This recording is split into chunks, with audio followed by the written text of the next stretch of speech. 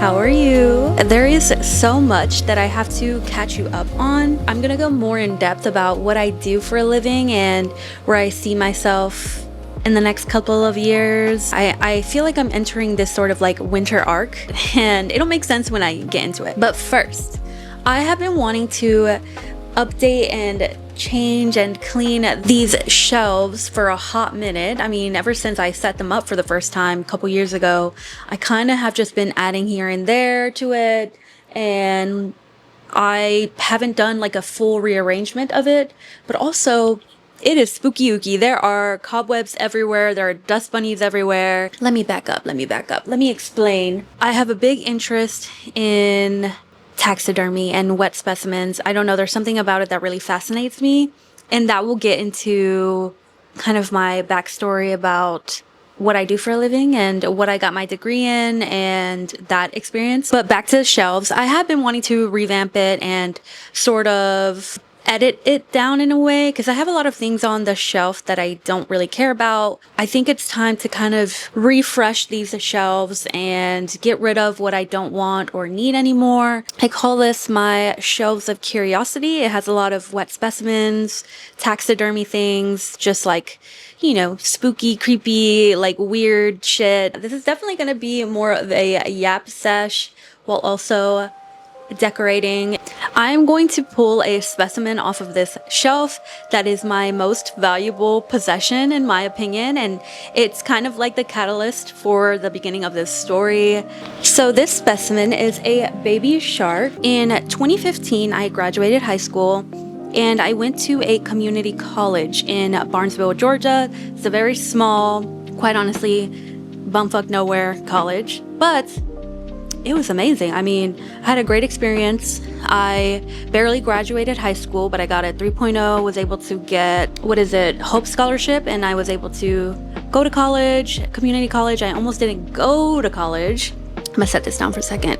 I almost didn't even go to college, and then something just made me get my act together, on top of being heavily encouraged by Michael, because we've been dating since high school. He really encouraged me to go to college, and I thought, community college, why not? I have always been, even in high school and prior to high school, I have always had a big interest in the sciences. I am a very big science girly. Science classes were always my favorite. I enjoyed them the most. When I got to college, I pretty much declared my major right away, like in the first year.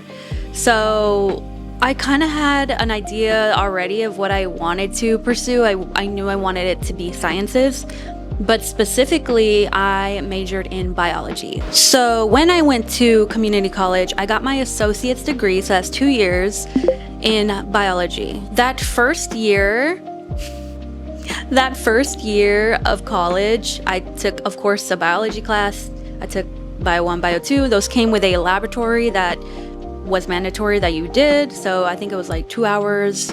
I think labs are always 2-hour credits. I graduated high school 2015, then I went to college like the following semester. I didn't really take a gap year or anything like that. I mean, I didn't have to pay anything out of pocket because I had Hope and Pell Grant to help me pay for it. So I honestly think that if you're unsure about college, go to a community college and just see, because I would hate for you to have to spend a whole bunch of money to go to college, go into debt, student debt, and then not even, keep pursuing it. So I recommend going to community college and then transferring, which is what I did. But yeah, I pretty much proclaimed biology as my major right away. So in that first biology class, I will never forget, me and my friend at the time were dissecting sharks. Like, that was part of our laboratory, was to dissect sharks. And when me and her opened up our shark, I mean, mind you, it was like this big. Probably. Like nothing huge. They weren't huge sharks. They were a smaller breed of shark. We opened it and it was a female shark. And in her stomach were her eggs that already started forming baby sharks. I think there were a total of 3 sharks. And me and her were so excited because the chances of that happening is, I don't know. I actually don't know what the chances of that happening is, actually. But no one else in the class got baby sharks. Our shark was the only one that was pregnant at the time of her death. We literally looked at each other and were like, I want to keep these. Like, I want to keep these baby sharks. So we just asked our professor. We asked our professor if we could keep the sharks. And she said we could, as long as we preserve it correctly. So her and I just literally wrapped up these baby sharks and took them home. And the same day I put it in this jar, I put alcohol in it, and it has been sitting here ever since. Crazy to think about. And let me show you at the top, I also did date it. So this was in the spring of that year. So technically it was 2016. So I have had this shark since 2016. It's crazy that I dissected it and I took it out of the placenta myself and I preserved it. And this is my first wet specimen I've ever had. Yeah, fun fact about me, I guess. That was a pivotal moment, I think, early on in my education, in which I was like, wow, I really love wet specimens. Like, this is really fucking cool. I'm gonna keep that baby shark until I die.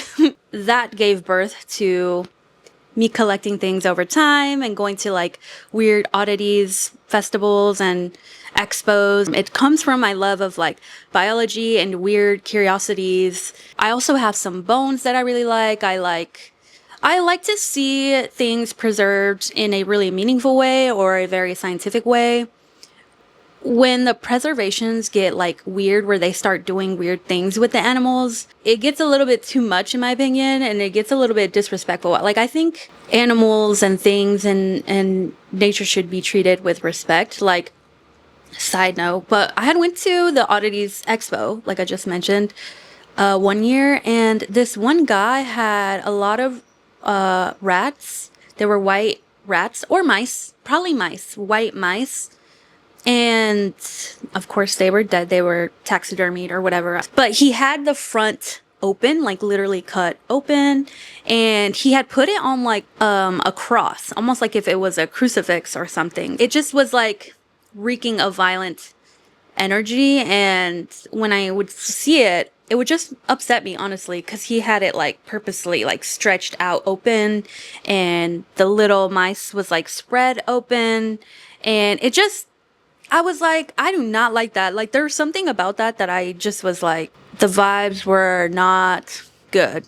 I was not into it. So I do think that to me, there is a line between respecting the animal and, you know, disrespecting it, of course. There is a doing too much. There is being weird as fuck about it. I think beautifully displayed animals are my favorites, or just like very straightforward, scientifically preserved.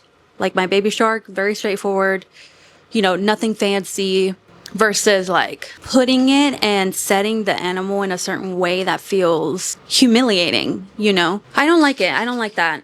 But anyways, side story. I got my associates in biology. After I finished my 2 years there, I gotta say, I graduated in the summer because I had one more class I had to take, and that was physics, which honestly, it wasn't that bad. I have to say, physics 1, like the most basic physics, it wasn't that bad. And I took it in the summer. That was the only class I had to take.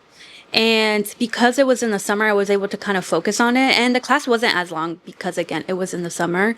I finished my class, I passed, and I finally graduated with my associate's degree in biology.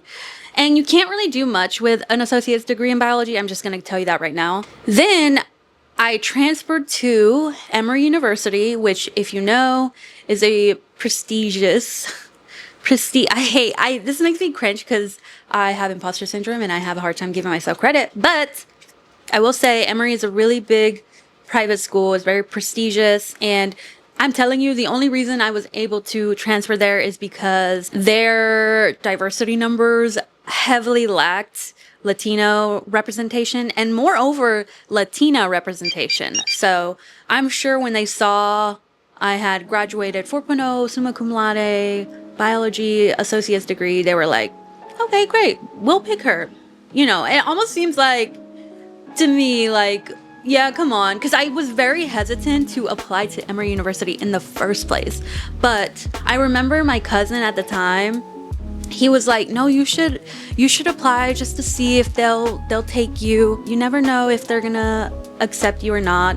So I did. I think I applied to that and Georgia State or something like that. It was really hard, first of all, as a first generation immigrant, having to do that process of me applying to such a massive, prestigious school. It was hard at the time. Like, no one in my family had ever done that. It's weird because, like, you kind of have to figure that shit out on your own because no one around you has ever done it, so no one can help you. I relied a lot on myself to get me through that process because it's not an easy, you just, apply, yes. No, there are essays that need to be written, there were questions that need to be answered, there's just like a whole references, there's like a whole thing. Navigating that was kind of crazy, but I just have to say it was definitely a challenge when you're first generation to do those kind of things because the space is heavily lacking with our demographic, especially Latinas. But I did it. I applied to Emory. I got in. I got accepted. That moment was fucking crazy. I was like, there's no way. I was like, how the fuck did I just go from a community college to a private school? Also, like, how am I gonna pay for this? Thankfully, they almost gave me a full ride, but we still had to pay some out of pocket. It was a significantly less portion, like their Hope and Pell Grants scholarships, and I think I applied to a different scholarship as well, paid for a large amount of my tuition. So yes, I graduated with my bachelor's degree in biology from Emory University, and I'm not gonna lie, I barely did, but I did it. I had a tough time during that period. I mean, I can always tell you guys about it later, but those 2.5 years were rough. They were rough. And I don't even just mean academically, but also like I was going through shit, you guys. I was going through it. But ultimately, I did graduate. I graduated in the summer. Again, it happened to me where I had like one more class I had to take, and it was like an elective. So I took an art class. I took a painting class, and I also took a printing class, and it was really cool that was just like my last sort of moments at Emory. I would say my hardest class at Emory was definitely organic chemistry. Girl, I did really good. I fucking aced Chem 1 and Chem 2 at the community college, Gordon State College, and I did great. I loved my professor. Amazing. But when I transitioned to Emory, there was this like obviously level of difficultness, and this expectation of students just skyrocketed. So I was struggling. I was definitely struggling in that class, and I think I barely passed it, but again, I passed it. And it is crazy to think about all the shit I was doing in some of my math classes. I had a hard time at Emory, I'm not even gonna lie. It did expose me to so many things, and I grew a lot. I transformed and grew and learned so much there. It made me, what do they say? It built grit. I've always loved, like I said, science, biology. I loved microbiology, and I've always had the best time in the laboratory. Even when I was doing chemistry, the labs, it was fun. I was always interested in doing laboratory work. At the time, I didn't know what kind of laboratory work. I just knew I wanted to be in one. So I graduated in the summer of 2019. So this is pre-pandemic, right? It took me a couple months, but I did end up finding a job at the UGA Griffin campus because the UGA college is in Athens, Georgia, but they have a Griffin, Georgia campus where it's more focused on like agriculture, I think. At the time, I lived close by, so I'm like, okay, cool. Like, it's a cute little starting job. I knew that it was gonna be hard as just having a biology degree. I kind of regret not specializing in something. I ended up getting this job. Let me recall, because it was so like niche. Basically, we tested turf grass to figure out its like heat tolerance and drought tolerance. I basically collected a bunch of data on different types of grass that this professor was growing, and I even grew my own kind of plant. I don't even know what it was. Like, I'm telling you, everything is just such a blur at this point. But I remember being in like the greenhouse and filling a bunch of pots with dirt and putting like a bunch of seeds in it and growing whatever it is plant that he wanted me to grow. I remember using certain contraptions to evaluate and get data on each blade of grass, and I don't even remember what they were. I just remember logging them for him. I remember pulling apart like roots, like grass roots, like individual ones, and measuring them, taking photos of them or something like that. And I wasn't there too long. It had to have been less than a year, because after I graduated I started, but then come 2020, the beginning of 2020, we all know what happened.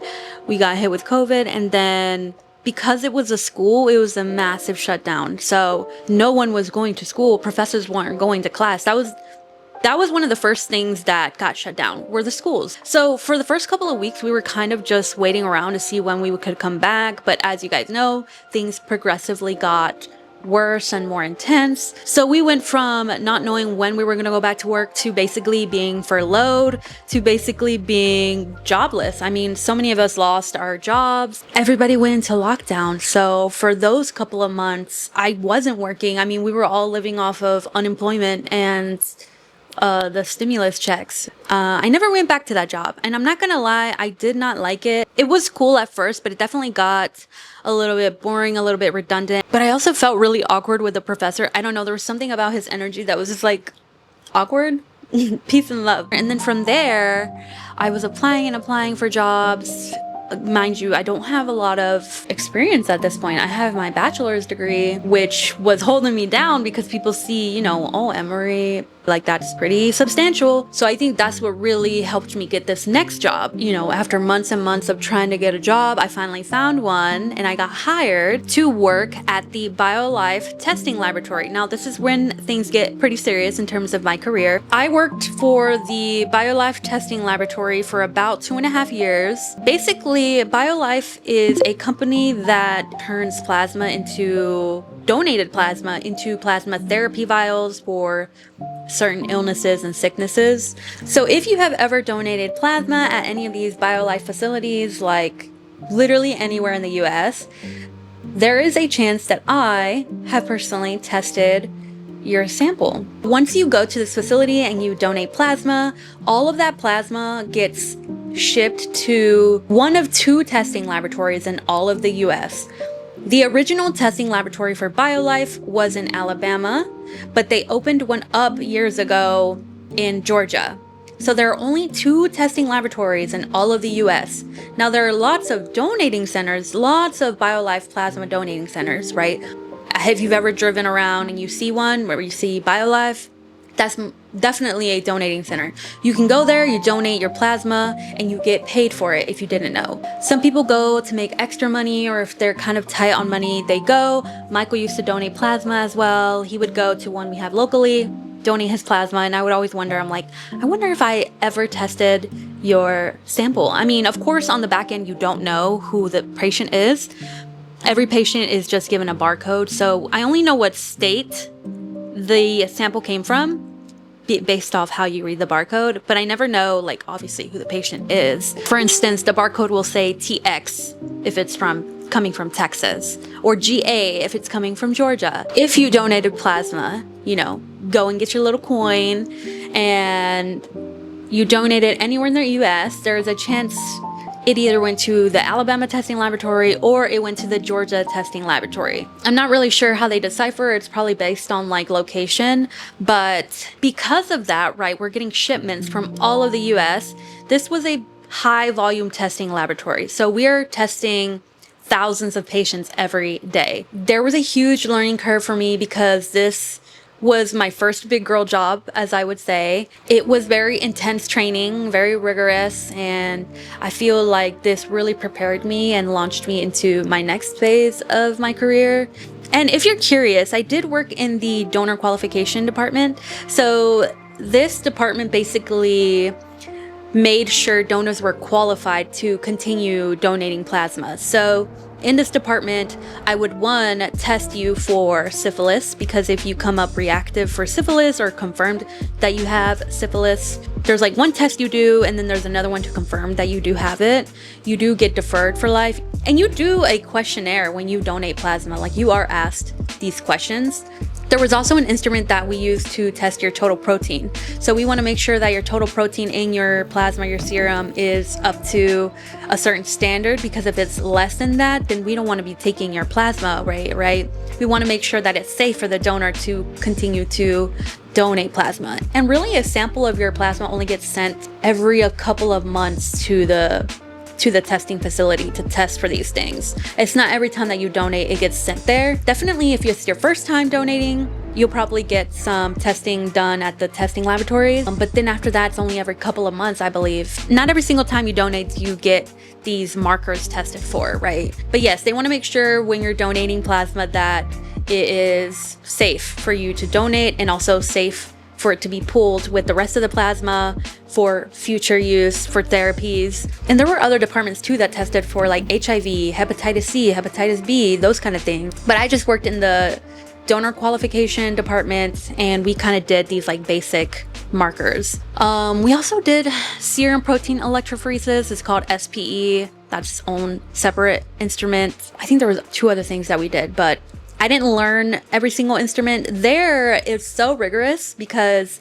BioLife is basically a sister company or underneath Takeda Pharmaceuticals. At least that's what it was when I worked there. And apparently Takeda Pharmaceuticals is like a huge pharmaceutical brand, right? Like, this building was insane. And only one side of it was BioLife, the BioLife testing laboratory.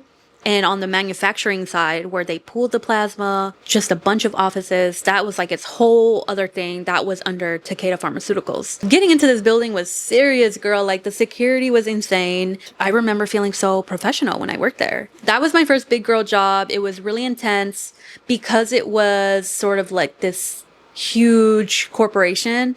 I mean, the standards for this job was also very high. So in order for me to operate any instrument, because that's how most of these tests are ran, is through instruments, like big instruments. You load the sample and you operate it and it gives you values. You have to be trained for a minimum of 6 weeks. And then after the 6 weeks, I had to do a verbal interview with the training department and my trainer.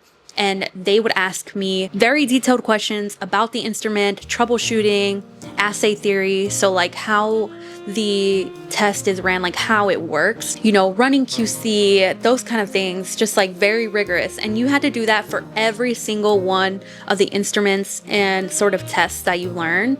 And I think I ended up learning 3 of them. So I was able to kind of walk away with that knowledge, being officially certified in those things, and I was able to put that on my resume. So, you know, it's great. I got so much experience learning there. Guys, I'm an introvert. I don't know if you can tell, but I am definitely an introvert, and I hate public speaking. When the spotlight is put on me, especially at like school, there's just like this wave of like panic that hits me. And I remember on the days where the interview was scheduled, I would wake up and like be in such full panic that I would be like dry heaving, because it's just like a form of panicking. And I would just feel so sick to my stomach, you guys, like so sick to my stomach. Not to mention this job was like an hour away. So in the car, I would just be driving and dreading these interviews. But turns out that I'm a great interviewer because I get so much anxiety about it that I have to learn the material like the back of my hand so that I don't embarrass myself, because that's like my biggest fear. So I will not be caught, you know, looking stupid basically. So I studied really hard. I learned everything really hard, and I always got some praise for interviewing really well. And even the trainer would be like, I have never felt more confident in signing someone off in this instrument than with you. Like, I am very confident that you can go to the lab and run this very efficiently and effectively and correctly. It was just kind of crazy to hear her say that I was one of the only interviewers she's ever had who she has felt so confident in signing off on, right? Because she has to sign off on the paperwork to officially say, I've been certified in this instrument, right? Into running these instruments. I passed with flying colors, and I was so proud of myself when I did it every single time, despite like having so much panic and anxiety about it. I think through those 2.5 years, I grew so much, especially like socially and just taking up space in that spotlight. I mean, even now I'm an introvert and like that still makes me uncomfortable, but I just kind of learned to do what I gotta do, you know? So I was there 2.5 years. I worked second shift there. So I worked from 4 days a week. I worked 10-hour shifts, and it was from 1 p.m. to 11:30 p.m. So that means I didn't get home till 12:30. And sometimes I would like hardly see Michael throughout the week. Like, it was awful. I honestly did it because it paid really well for the experience I had. I think I started off there at making $21 an hour, and then slowly I got a couple raises as I was there, and then they were gearing me up to be senior tech there, but so much shit happened, you guys. Like, management from the chain up, and there's a lot of the chain of command goes high up when you're talking about these big corporations. I mean, the benefits were incredible, but everything just started to crumble. Right before I left, I didn't even recognize the team anymore. I'm like, what is happening? Like, they had fired people quit, and so many people got hired at the same time, so many new people. So much of the dynamics and so much of what was solid protocol had changed because these new people arrived and basically started fucking everything up. On top of when they were gearing me up to be senior tech, I think I had asked for like $24 an hour. I don't think that's like crazy for a senior tech. If you don't know, it just goes lab tech, senior tech, lead tech, and then from there you would be like supervisor and then manager, right? So this was my chance for some type of leadership role, but they were not trying to give me what I was asking for, and I'm like, this is not crazy. Like, this is too when inflation started to go like insane and there was just like huge shifts in the economy, and I was like, listen, you guys are a huge company. I don't understand why I feel like I have to pull teeth trying to get a livable wage. They literally make so much money off these like plasma vials and all these other things that they make with the plasma. So that, on top of management, like them playing in my face, management just crumbling, and it being like second shift. I wanted a normal 9 to 5. I was like, I feel like I've gained everything I could from this job. I've learned everything I could. I've grown a lot. I've transformed a lot. I've become more confident in the things that I do and know. I'm much more knowledgeable now. I was like, you know what? I don't even want the senior tech, because you know what? I don't even want to stay here. There were already signs of so many problems and things that would probably need to be addressed, and it was just a fucking shit show. So I was like, you know what? I actually don't want this job. I'm leaving. And then I quit. Girl, I was wild, and I quit before I had my new job. That's how bad they pissed me the fuck off. I feel like I can talk about it now because it's been so many years and it's far removed. Who knows what that testing laboratory is like now. They were, right before I left, they were trying to get it together, and girl, it was just like, there was drama. Like, there was drama with like a manager and a supervisor. Like, it was fucking crazy, you guys. People who had been there for over 10 years like quitting because of everything happening. That job was crazy, but ultimately it gave me a good entry point into the medical field. So what we did there was technically not used for any diagnoses. So like, it wasn't actually used by a physician or anything to make a diagnosis about a patient or what's going on with a patient. It was simply to qualify donors to donate plasma, yes or no, you know? So technically it was kind of like this midway into the medical field, medical laboratory work. And another thing, I mentioned it already, but we did such high volume testing. It was crazy now thinking about it. Like, we would test anywhere from like 4,000 samples up to like 6, 7, 8,000 samples a day, right? A day. Now, they did have like 3 shifts. My department only had 2 shifts, but other departments had 3 shifts, like morning, evening, and overnight shift. That's how, you know, that's how much testing we did. Especially when they ran promotions, you guys. If you've ever donated plasma at BioLife, you know that sometimes they do certain promotions. So like, if you were to donate like 6, 7, or 8 times, you get like a promotion where they pay you more. So they pay you, I don't know, like $1,000 or something. So every once in a while they would run these promotions and our numbers would skyrocket. We would dread the promotions because basically once we were done testing all the samples, like, you're done, right? There's nothing else to do. You do inventory, you lot check, you know, all these little extra things, but nothing crazy, right? It's more chillin'. But on these days where there was promotions or an insane volume of testing. We would be testing all day, like since we clock in to clock out, just like grinding through these samples so that we could go. Because often what would happen is if there's carryover to the next day, every day we would get shipments in, by the way, like every single day there were shipments of samples coming in. If we had samples left over, they would roll over to the next day on top of what was shipping in that day. So every once in a while we would get threatened with working the weekend because the samples are only viable for a couple of days, so we had to test it within that time frame. Supervisor would be like, oh, if we don't finish these samples, we have to come in on Saturday to work. Bitch, I'll be damned. So a lot of the times we would just stay there. Sometimes we would stay there till like 1:30, 2 a.m. trying to finish all these samples because we were like, I'm not coming on a Friday too. On a Friday, we had to be tested out by Friday. If not, we were gonna have to come in on a Saturday. So we would just stay late to test everything out because we were like, I don't want to come on no Saturday, especially when it's an hour away.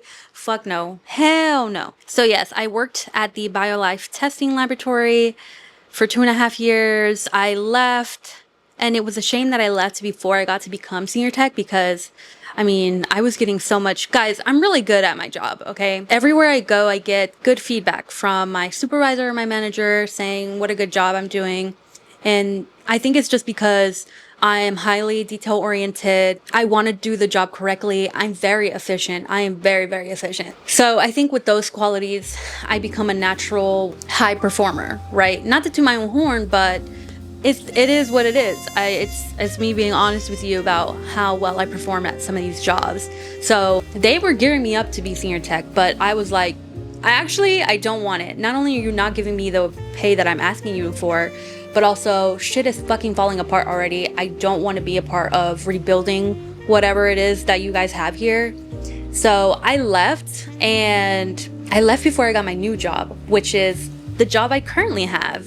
After I think it was honestly a couple of months, but I had saved up a good bit of money, and Michael was still working full time. So I was thankfully able to have that anchor to help me transition between jobs. So after a couple months of searching, I finally landed on this current job that I've been at. I just hit my 3-year mark. I've been here a minute. I am a lab technician at a health clinic, a walk-in health clinic. It is a outpatient health clinic, so they take walk-ins, minor things, annuals, physicals, or more urgent things. It's like 10 minutes down the road. It is day shift. I clock in at 7:30 a.m., but we open at 8 a.m. So I work in the healthcare field. I'm a lab technician. I'm the one in the back running all of your blood work on all of our instruments. I am running your urine, I'm running your CBC, your chemistry panels, your vitamins, your hormones. I am running kind of like your A1C, kind of like offhand stuff, like we do H. pylori, mono. We run pregnancy tests. We'll run your lipid panel. That's part of the chemistry analyzer. So I was hired for this position 3 years ago, and it was such a different vibe than where I came previously because it was a lot more rigorous. They were larger companies, so I went from having great benefits to not so much here because this health clinic is a local one and they only have like 3 facilities spread out through the state. And you know, it's a smaller company, I would say mom and pop vibes, but because of that, it was a transition going from something so standardized and everything written down in like SOPs on how to do certain things to loose training, if you will.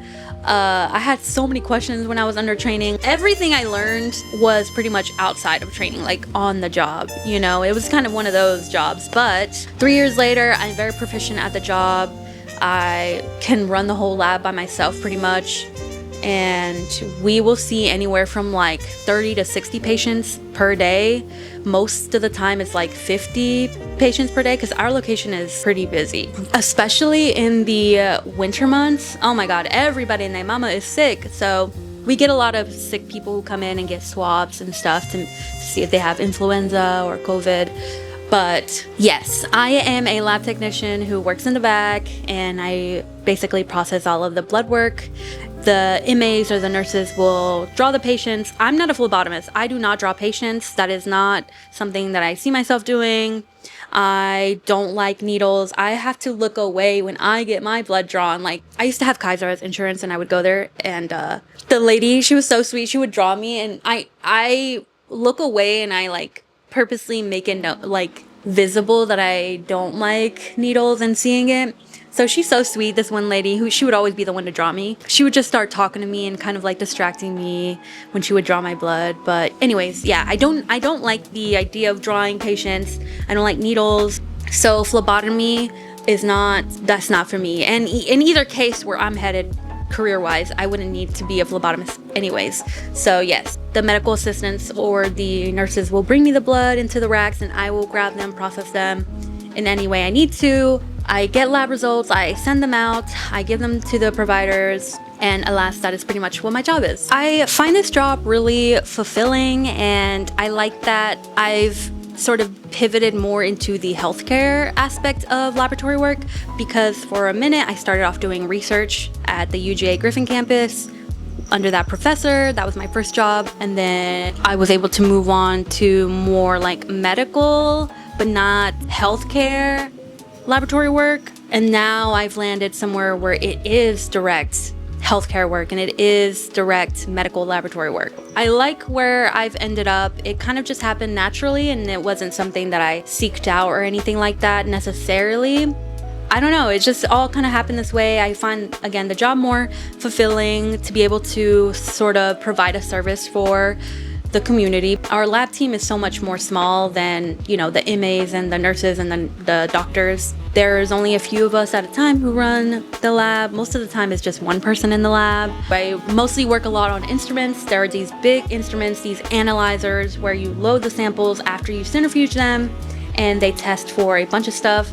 Now, that is not the only thing I do, right? I do a lot of QC, a lot of troubleshooting on these instruments. I submit results. I do weekly maintenance and monthly maintenance on the instruments and things like that. So yeah, that is what I do for a living, in case you were curious, in case you wanted to know what Liz does in her normal 9 to 5. Currently, and this is kind of like goes into the life updates of it all, Michael and I have recently been talking about moving, because we have been in this family-owned house for the last 5-6 years, since right after the pandemic, because we moved in right after the pandemic. So we've been here like coming on 6 years. We knew that we wanted to move more north, because right now we live more like the South Georgia area. So we've been reevaluating and planning, and we don't necessarily know where we're gonna move. The other aspect of this is the fact that so much has been going on in our country with our current president. It's hard to say where we want to end up, because part of me is like, damn, I don't even want to fucking live in this country anymore. But also it's like, I refuse to be pushed out of where I was born and raised. Like, fuck you. But it's also like, if I'm, as a woman, losing rights, it's like, why would I want to stay in a state where I'm like half a man, basically?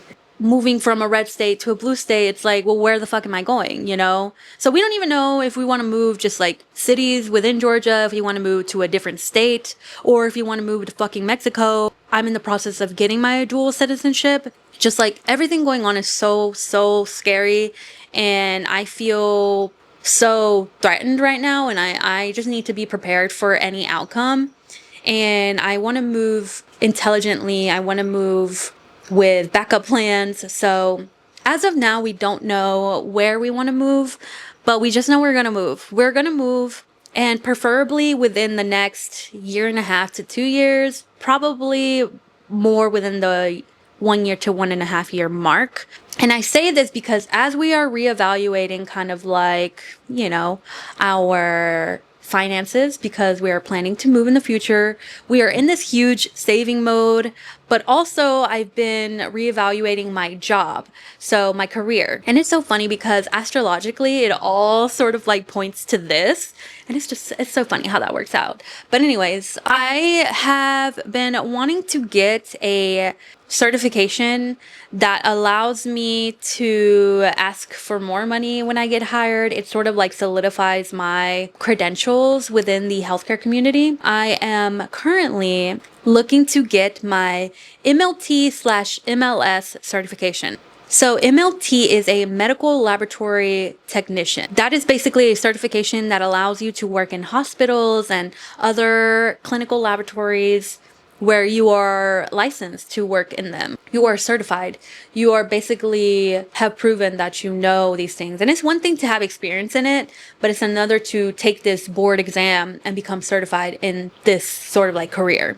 Now, there are levels to it. So, right, there's like lab technician, there's MLT. After that, on top of that, like the highest certification that you could get in the field that I do, which is medical laboratory, is MLS, which is medical laboratory scientist. MLS can work above MLT, and they are more, in a sense, qualified to manage, supervise, decipher tests and things when there are questionable results and things like that. Getting my MLS would allow me to maybe one day become more of a supervisor or management position, you know, in the future, right? There are several ways to get my MLT. I need to get my MLT certification before I can get the MLS, which goes more in depth. Apparently the two exams are they can be similar, but the MLS goes more into the theory, quality check, and troubleshooting, just more in depth than the MLT. So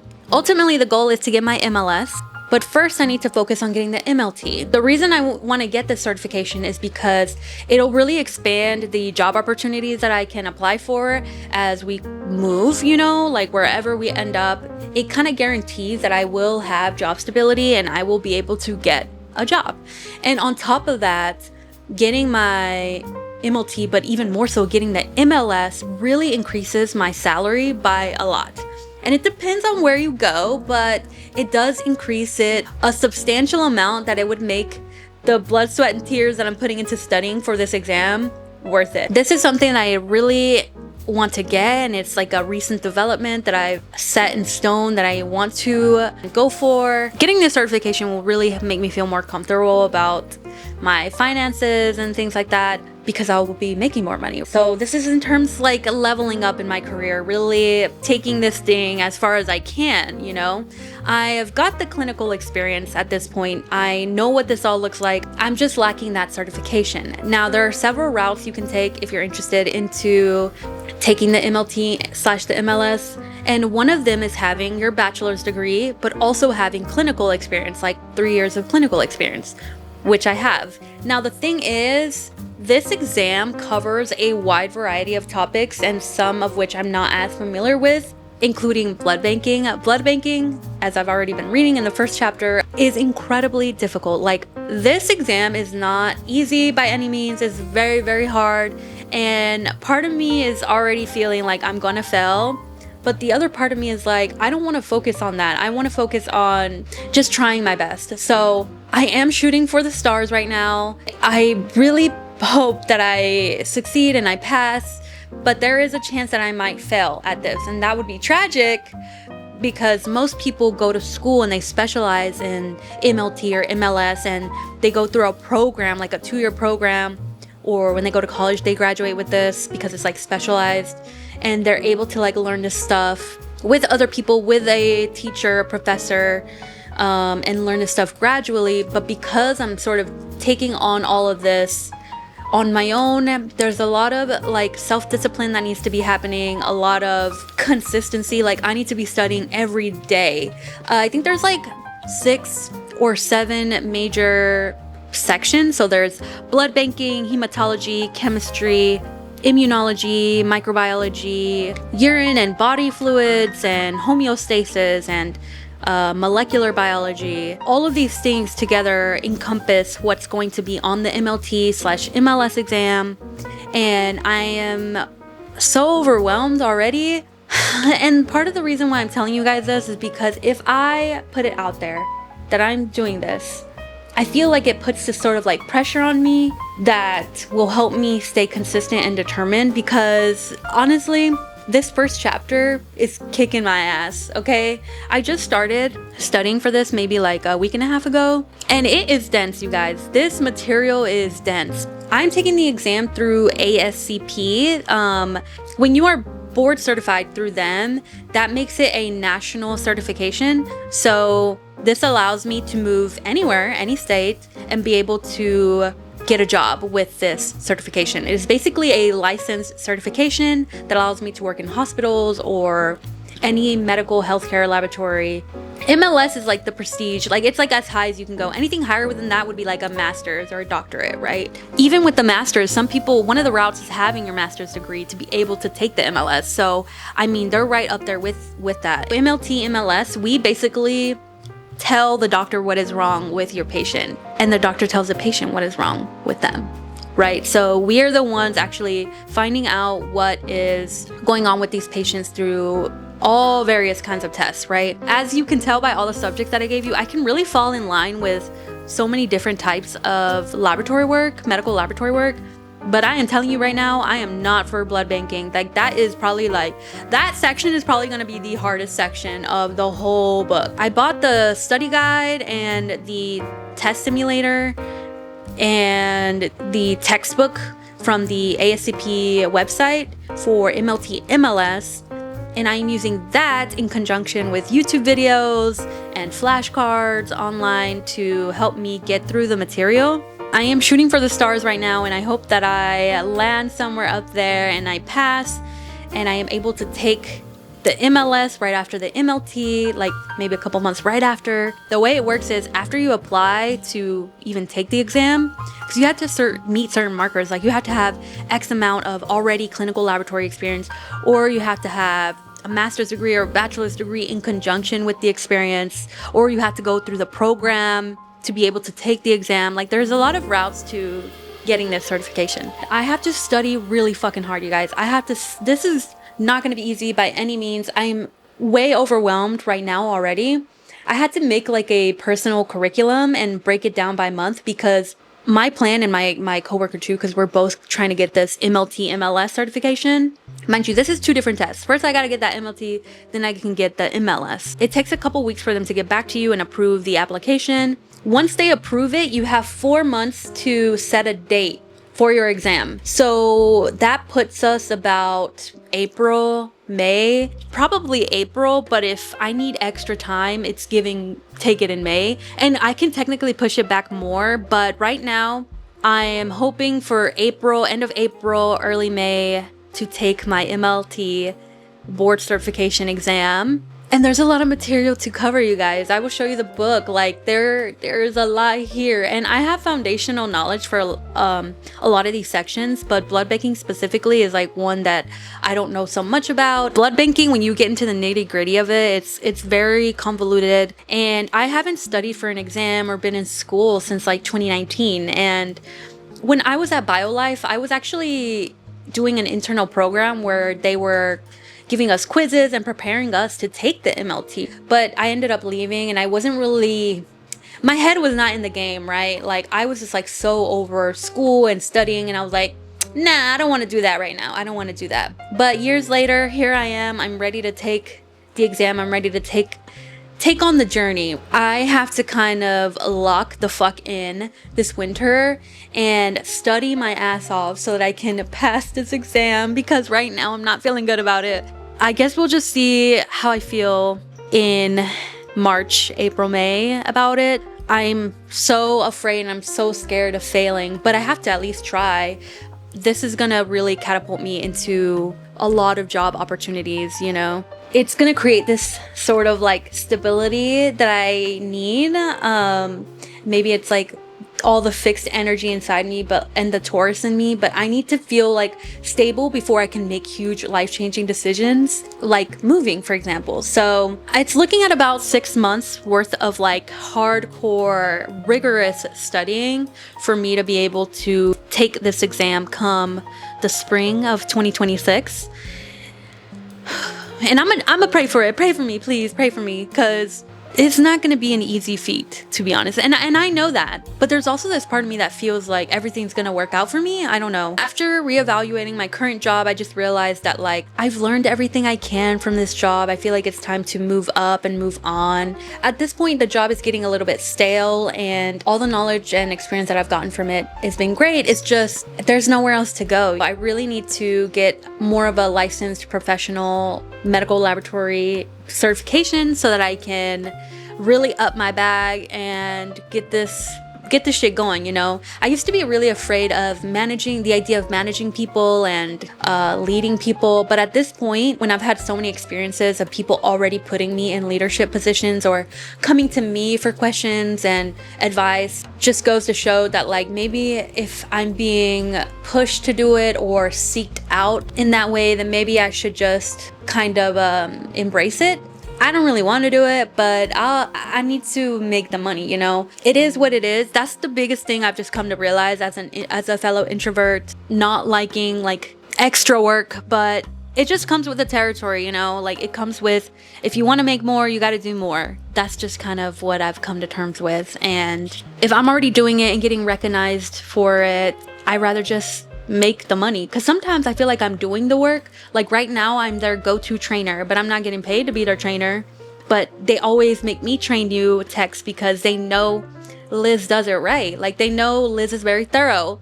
That's something I always get from my trainers, is that trainees, is that I'm very thorough and I'm really patient with trainees. I am highly experienced, I am very knowledgeable, so I think that makes me a really good trainer.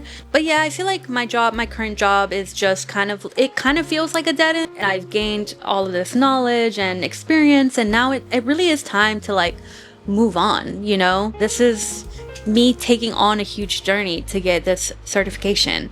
But because of that really affects what I'm able to do outside of my 9-to-5. Normally outside of my 9-to-5, I like to be really creative with documenting my life. But because I've taken on this huge project that requires all of my energy and attention, I kind of have to put the camera down for at least half a year, because I have to lock in. I mean, even if I fail, I have to try my hardest, because then I'll know when I fail that I did my damn best. In order for me to be like thorough and efficient as possible, I cannot do both of these things at the same time. It's intense, you guys. I don't know if you're picking up the feeling or the energy through the camera, but this is intense for me right now. But I feel super, super determined, especially because I want to move. I want to move somewhere. We don't know where we're going. Like literally, we have right now, the Liz right now has no idea where we're going to end up.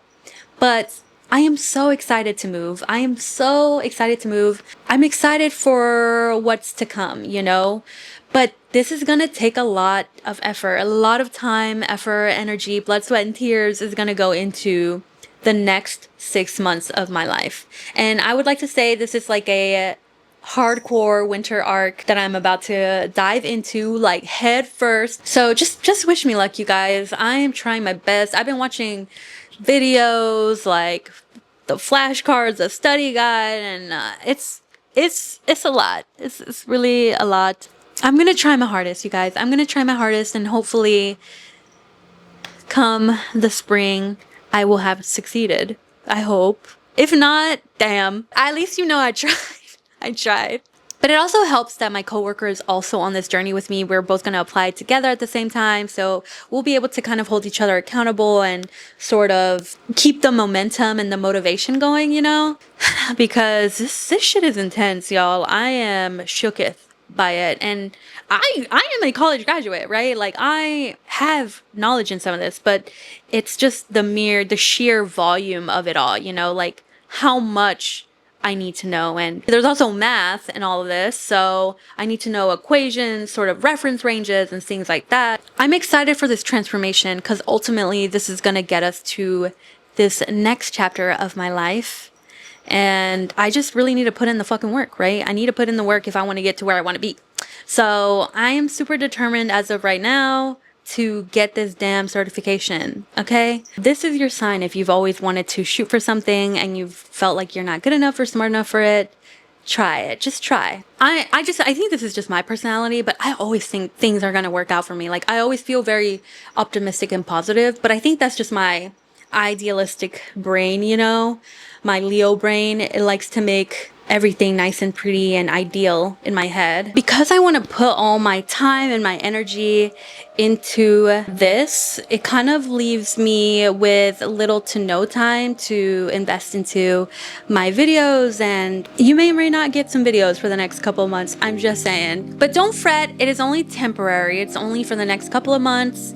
And I will be back in the full fucking swing of things when we move. When we finally decided we're moving, where we're going, and that whole process and that whole change, definitely I will be capturing. And I'm so excited for where life is gonna take me. I don't know where I'm gonna end up or what job I'm gonna have in the future, but I just know that I'm taking these steps to really anchor myself in what I have to give as a person and as somebody who works in the society. That is what is going on with my life. And I do want to say that the last year I've come to terms with the fact that ultimately my dream is not to work a normal job. I don't think anybody's dream is to work. I don't dream of labor. As much as I love science and as much as I'm good at it, the only reason I am anchoring myself in this field is because it's job stability. I want to use this to fund my creative projects and my creative endeavors outside of work.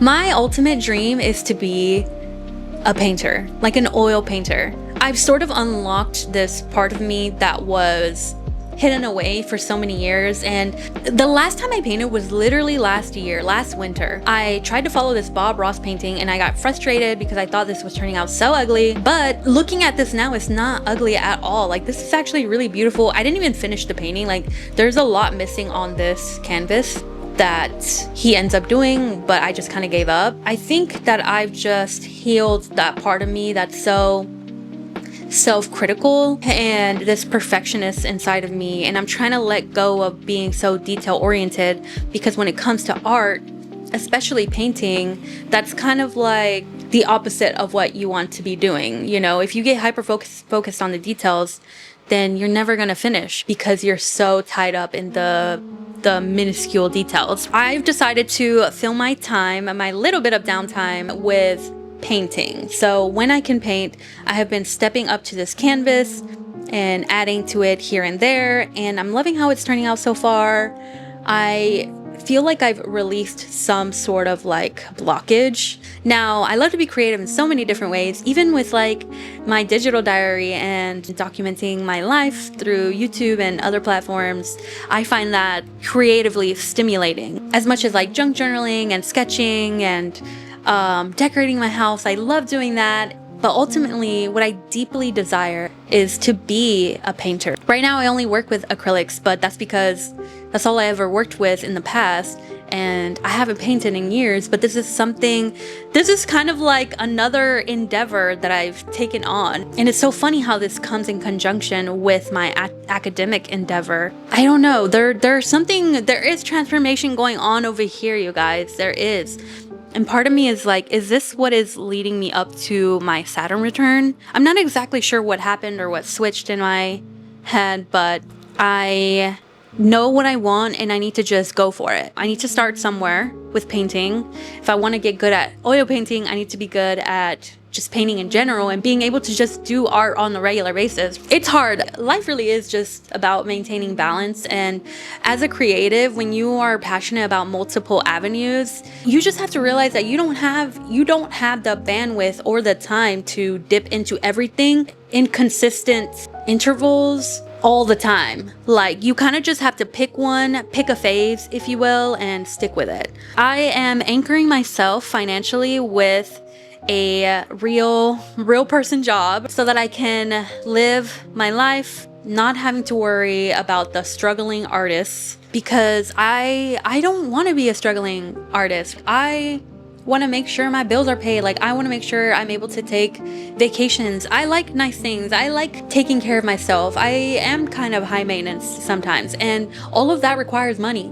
And I feel like I can both be ambitious about my career that has nothing to do with my artistic side and also be an artist, you know? I just need to feel stable enough to be able to do those things, which I have been in the past couple of years with like YouTube and these other sort of avenues of creativity. My gardening, like that was a whole hobby that I have had for the past couple of years that I've taken a lot of time and energy. There's so many things that I aspire to learn and to do. If you ask me ultimately what skill I wish to have, what I wish to be known for, what my legacy is, it would probably be a couple things, but my ultimate desire is to be a incredible painter, acrylic or oil, but I am very drawn to oil painting just because of how rich and vibrant the paintings turn out because it's oil. I loved painting when I was in high school, middle school. Like I've always been in art classes until I, went to college and honed in on my specific scientific degree. Those are the major things, you guys. Those are the major things. If I don't succeed, it'll be okay. It'll be okay. I'm a very competent person and I'm a high performing employee. So even if I don't get it, I can manage to find a job. I can manage to do well in an interview despite having anxiety and hating interviews and but my ass, I'm just over it. I just be doing it. I think it just comes with like self-confidence after doing the same thing for many years, and it becomes easier as you get older to navigate the workforce and these spaces. I don't care so much for that side of my life. I just wanted to tell you guys what I do for a living, what I care deeply about, and what really highlights and shines my personality are the other things that I show you guys on here, like my witchiness, my love and passion for astrology, being an artist, being mystical and whimsical and loving this kind of stuff. And I feel like with this stuff, it makes sense now with knowing my, educational background. I feel like I'm very weird and unconventional, and I love that about myself. I really do. That's definitely that Jupiter in Aquarius in my 10th house. And I think that's also why I hate feeling like limited. But anyways, this is probably the most I'll ever kind of talk about what I do for a living, just because I just don't tie my personality to what I do for a living. What I want to share with you guys and what I want to explore more are the things that I already talk about on this channel, It is funny because it does feel like this whole other side of me that I never kind of touch on. I think you guys can see the sciencey brain in me. I don't know if it's surprising what I do for a living or not, but let me know. Hopefully you guys enjoyed me yapping and talking about my life, and hopefully I've inspired you to go for the things that you want, even if they're hard, because we can do hard things. That's the other thing I realized. It's like, shit is tough out here. Shit is hard. But like, I have enough confidence in myself that I know I can do hard things. Especially as women, like we can do hard things. We can do tough shit, So we got this. Okay, one more thing. I really just wanted to make this video because imagine I just ghost you guys for fucking 6 months and you guys are like, where the fuck is Liz? Like, where is she? Why hasn't she posted? Now you know why. Now you know why. I'm about to be in the trenches, okay? So I am here to let you know that that's where I will be. I don't know when I'm gonna see you next. So until next time, friends. Bye. And hopefully this turned out beautifully.